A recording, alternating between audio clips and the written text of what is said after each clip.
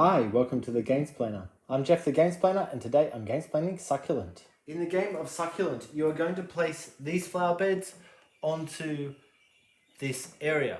Whatever you cover, you will get the pieces that match that color. So in this case, red and purple.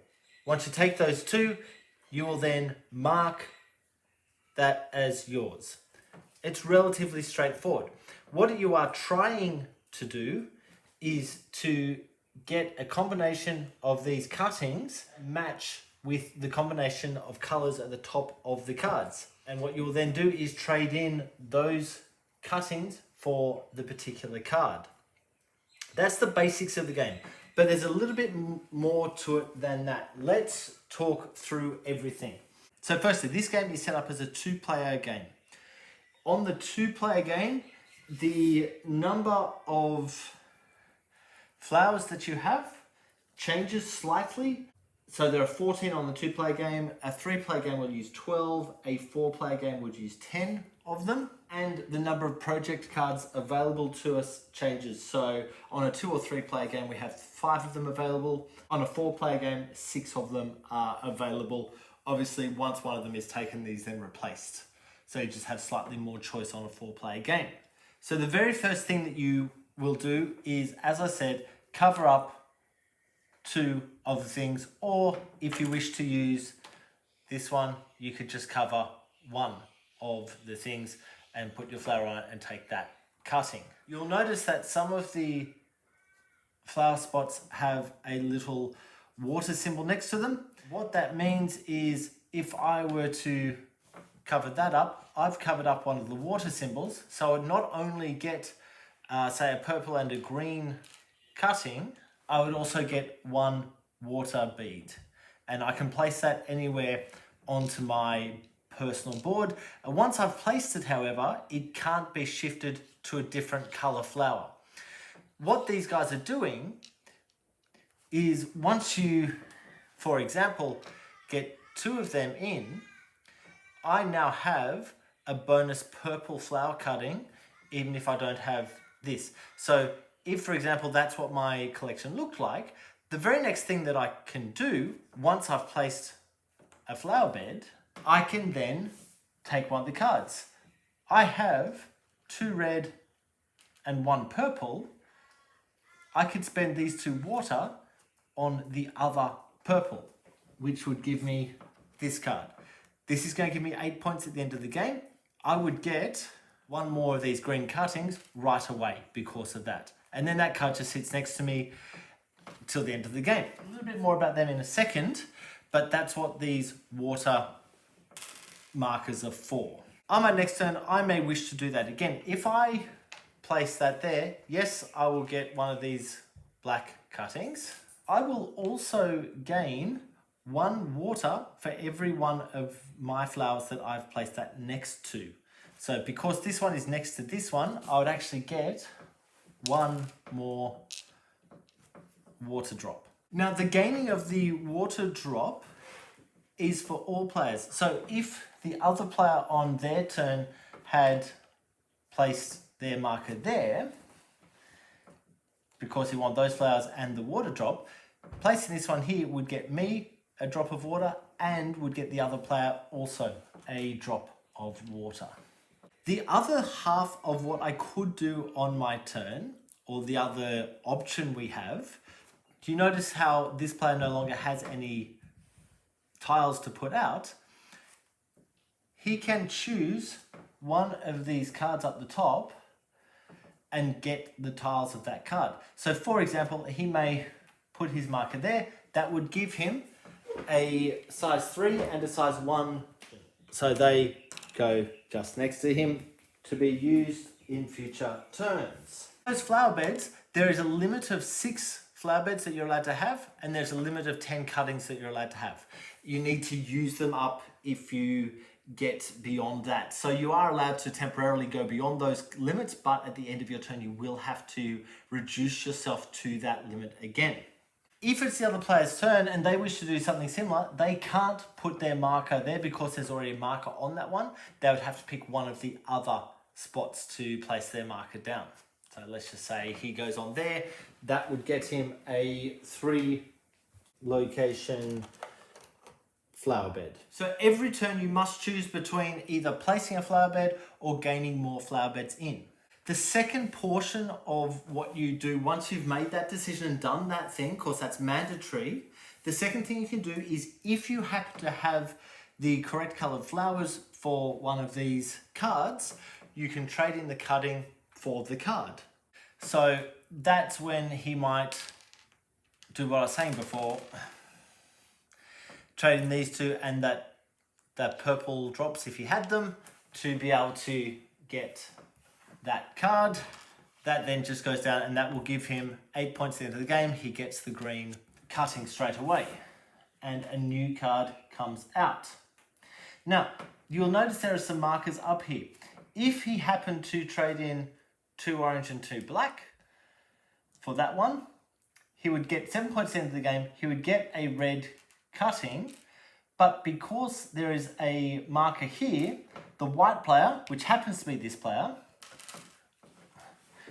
would gain one of the dark water crystal droplet bits. You'll notice that I have this board upside down. I do apologize. You'll notice that some of the markers where these crystals are going to sit have points on them. They give you points if you have one of these darker markers on them at the end of the game. So let's, for example, imagine that one there. That would give me 3 points at the end of the game.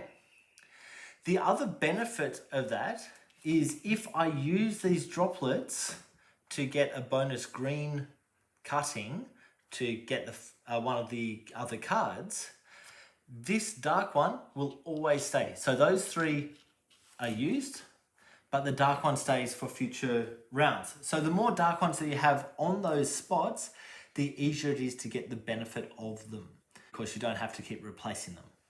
Once you've taken a card, replace it with the top card of the deck. Now, other things you'll notice is there are only 2 of these garden bed areas open at the start of the game. It is surrounded by 6 other garden beds. Once all of the water droplets on those face-up garden beds have been covered up, so there are 1, 2, 3, 4 still sitting there. Once they've been covered, the person who covered the last one will choose one of the 6 surrounding garden beds and will flip it over. Might choose this one. You'll notice there's some arrows. They tell you which way to flip the tile, so you can't just kind of change where you're putting things. Other things to be aware of, I can't place a card there because I've got my marker over on the nothing spots. I have to completely be on spots. There is absolutely fine. I also can't put my marker on top of other tiles, and I can't leave just a little bit hanging over. So I must cover completely all of the spots that portion of garden bed is allowing me to cover. If the card is taken that has your marker on it, you get that back. So be aware that sometimes when this player gets a card, he might get that card, which would give the other player the dark crystal. The rules say with these droplets, the rules say that once you've placed a droplet, you can't move it around. There is a slight variation on that within the rules, that when you add one of these, you can move small ones out of the way, so you're putting these on point spots rather than non-point spots. Just be really aware of that. There is nothing in the rules to say yes or no to removing droplets. So if, for example, that's what a plant looks like, I personally would want to remove that to replace it with that one. I think that that's okay, but I'm not 100% simply because it's not in the rules. So just be aware of that. If you know the actual answer to that, please comment below, but I'm pretty sure that is how to play the game. So the game will continue until we get to an end point on the game. So there are 2 end points that are possible to happen. The first is completing another number of projects. So this player currently has 2 projects, that's these cards. On a 2-player game, you're playing until one of the players has 8 projects. On a 3-player, you're looking for 7 projects. On a 4-player game, you're looking for 6 projects to show the completion of the game. The other way that the game could finish is if you place your last flower. So once one of the players places their last flower, that will cue the end. And the end of the game, you finish the round you're currently on, so back to the person who went first, and then everyone gets one more turn.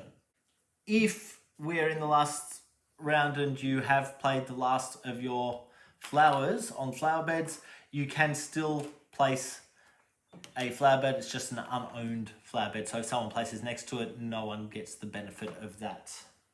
And then we go into scoring. So let's have a real quick look at the scoring of this game. There's a few different things. Firstly, the cards. So these are pretty straightforward. You get 8 points, you get 7 points for those 2 cards. If you had a card that looked like this, you would get 2 points per dark crystal that you had at the end of the game. If you have this card, you're getting 1 point per purple cutting that is on the top of the cards that you have. So with the 4 cards that he was just showing, he would have had 5 points off those cards. Cards like this are dependent on the state of the game. So this card in particular is scoring any of these small droplets, the blue ones, the dark ones are the large droplets. So any of these small droplets that are on point will still gain points if you happen to have this card at the end of the game. And then there's cards like this one, which will score 2 points for every one of your garden beds that's on the outer edge of the garden. So this edge at the end of the game. So it's worthwhile looking out for those multiplier cards and working towards them. There's a lot of them. They all have writing on the middle, so if you're not quite sure what the iconography is, there is writing there anyway. I believe that is everything for Succulent. Please go ahead and watch my gameplay to get a feel for how the game actually plays. If you have any comments or suggestions, please write them below. If you have any games that you would like to be gamesplained, please shoot me an email to thegamesplainer@gmail.com. Follow me on Instagram and Twitter @thegamesplainer to keep up to date with the games that I'm playing. Subscribe to my videos to keep up to date with the games that I'm gamesplaining. And until next time, enjoy gaming.